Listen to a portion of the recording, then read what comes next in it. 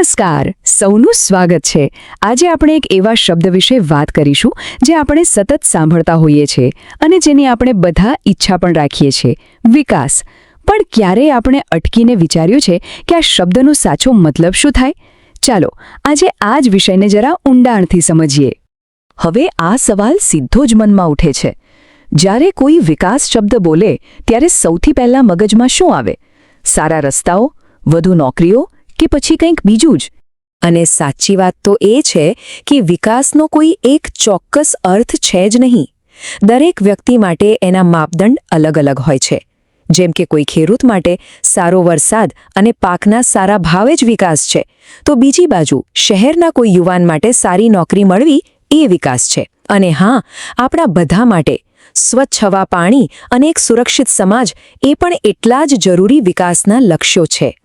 તો હવે સવાલ એ થાય કે આટલી બધી અલગ અલગ વ્યાખ્યાઓ હોય તો પછી દેશોની પ્રગતિની સરખામણી કરવી કેવી રીતે? વેલ, આખી દુનિયામાં આના માટે કોમન એટલે કે સામાન્ય માપદંડનો ઉપયોગ થાય છે અને એ છે આવક। હા, આ માપદંડને કહેવાય છે માથાદીઠ આવક અથવા પર કેપિટા ઇન્કમ। એકદમ સાદી ભાષામાં કહીએ તો આ કોઈપણ દેશના દરેક નાગરિકની એવરેજ એટલે કે સરેરાશ કમાણી છે। આને ગ્લોબલ સ્ટેન્ડર્ડ એટલા માટે માનવામાં આવે છે કારણ કે આનાથી જુદા જુદા દેશોની આર્થિક હાલતને સરખાવવી બહુ સહેલી બની જાય છે।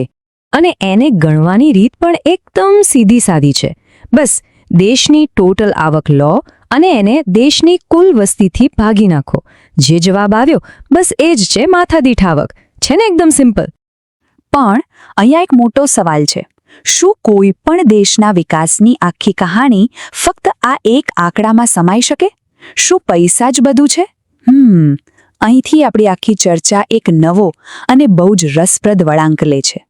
કેમ કે હકીકત તો એ છે કે આ સરેરાશ આંકડા છે ને એ ઘણીવાર આખી સચ્ચાઈ નથી બતાવતા। ક્યારેક તો એ ભ્રામક પણ હોઈ શકે છે। એ આપણને અધૂરું ચિત્ર જ દેખાડે છે। જુઓ, માથાદીઠ આવક એ તો બતાવે છે કે દેશમાં સરેરાશ કેટલી સંપત્તિ છે, પણ એ નથી બતાવતી કે એ પૈસા લોકોમાં વહેંચાયેલા કેવી રીતે છે। શું એવું બને છે કે મોટાભાગના પૈસા અમુક ગણ્યા ગાંઠ્યા લોકો પાસે જ હોય?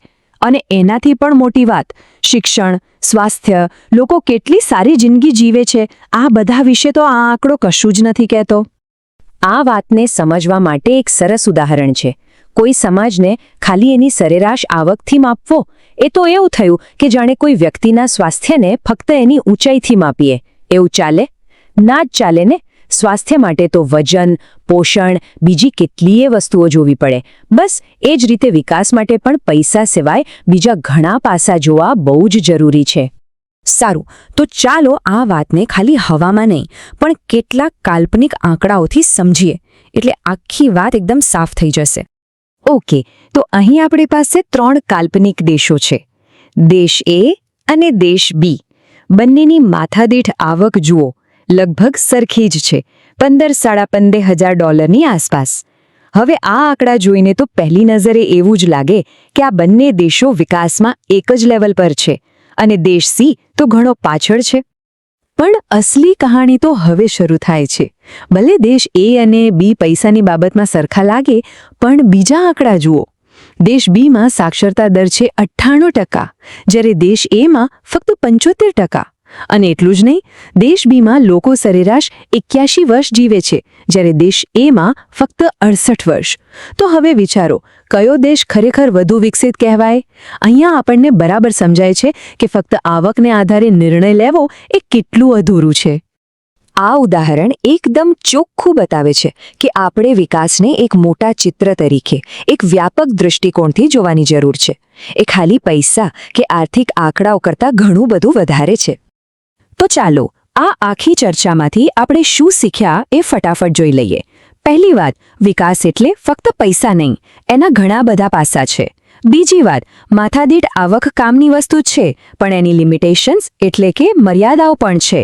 અને ત્રીજું અને સૌથી અગત્યનું, શિક્ષણ અને સ્વાસ્થ્ય, આ બંને વિના સાચા વિકાસની કલ્પના જ ન થઈ શકે। ટૂંકમાં, કોઈપણ દેશની સાચી પ્રગતિ સમજવી હોય તો આખું ચિત્ર જોવું જ પડે। અને છેલ્લે એક સવાલ સાથે આ વાત પૂરી કરીએ. જો કોઈ દેશ કેટલો વિકસિત છે એ માપવા માટે ખાલી પૈસા જ માપદંડ ન હોવો જોઈએ તો પછી સાચો માપદંડ શું હોઈ શકે? એક સમાજ તરીકે આપણે કઈ વસ્તુઓને સૌથી વધુ મહત્વ આપવું જોઈએ? આ સવાલ પર જરૂર વિચાર કરજો. ફરી મળીશું.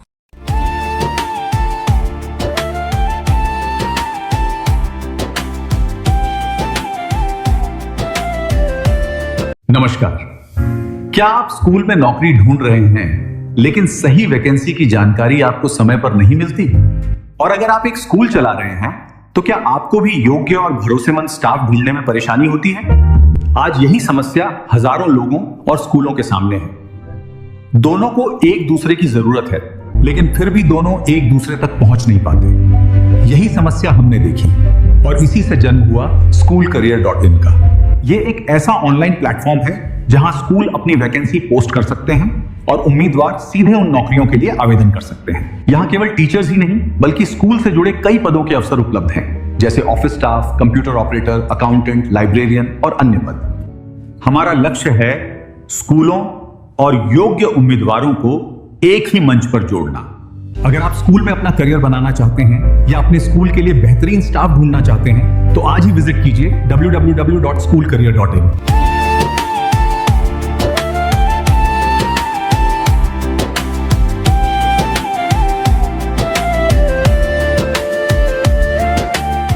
छोटे शहर से बड़े शहर तक अवसरों की भरमार है. तरक्की के सफर में बस आपका इंतजार है. सही जॉब और सही करियर अब एक क्लिक की दूरी है. सपनों को सच करना अब सबसे जरूरी है. सुबह की चाय, जॉब की टेंशन अब भूल जाइए, सीधा मिशन.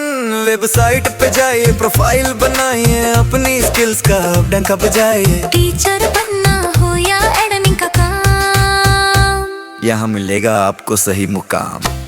सुनिए ये सिर्फ एक वेबसाइट नहीं, ये है एक पुल आपकी मेहनत और आपकी मंजिल के बीच. सही जॉब, सही वक्त, सही जगह. SchoolCareer.in आपका बेहतर कल हमारे साथ. कुकुर खड़ा हो मुसाफिर, मंजिल बुलाती है. SchoolCareer.in किस्मत जगाती है. सिर्फ टीचर्स ही नहीं, यहाँ अवसर हैं अपार. टीचर, क्लर्क या प्रिंसिपल, जो भी आपका ख्वाब, यहाँ मिलेंगे आपको अपनी हर मुश्किल के जवाब. रजिस्टर कीजिए और देखिए कैसे खुलते हैं द्वार.